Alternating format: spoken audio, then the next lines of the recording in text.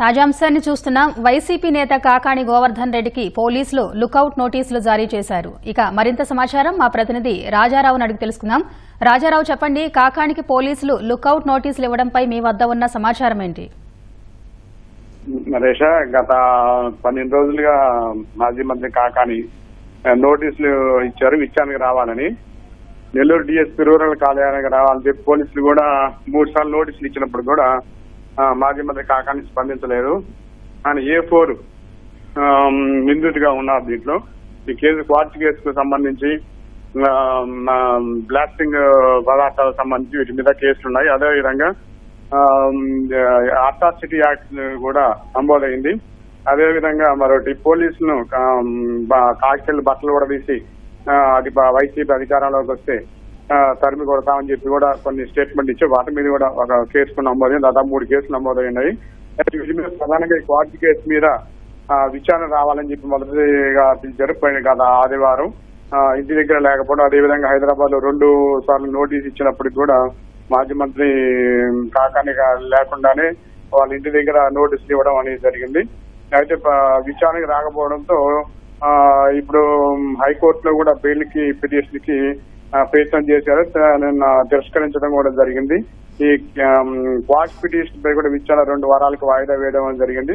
ఇటువంటి పరిస్థితుల్లో ఎక్కడ ఇంతవరకు కూడా ఆచూకీ లేకపోవడంతో విదేశాలకు వెళ్తాడనే ఒక ప్రచారం జరుగుతున్న ఈ పరిస్థితుల్లో లుకౌట్ నోటీసులు జారీ చేశారు పోలీసులు. ఎయిర్పోర్ట్ అన్ని ప్రాంతాలకు కూడా ఎక్కడ విదేశాలకు వెళ్లకుండా చర్యల్లో భాగంగా ఈ చర్యకి ఉపక్రమించారు.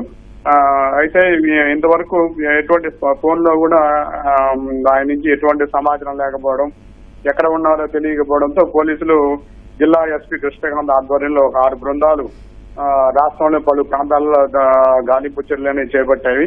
వైసీపీ నాయకులతో కూడా పోలీసు అధికారులు మాట్లాడుతూనే ఉన్నారు.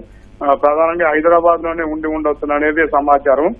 అదేవిధంగా బెంగళూరు, చెన్నై ప్రాంతాలలో కూడా ముమ్మరంగా ఈ గాలింపు అనేది చేపట్టారు.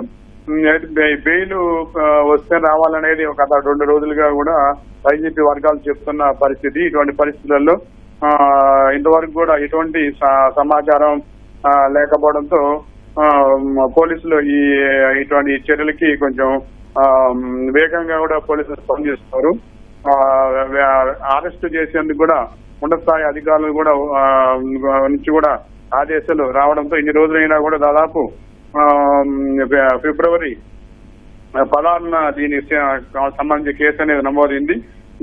ఇప్పటికి దాదాపు 50 రోజులు దాటుతున్నప్పటికి కూడా ఎటువంటి పోలీసు సమాచారం లేదు. వీటన్నిటి మీద కూడా పోలీసులు వెతుకులాట అనేది కొనసాగుతూనే ఉంది. ధన్యవాదాలు రాజారావు.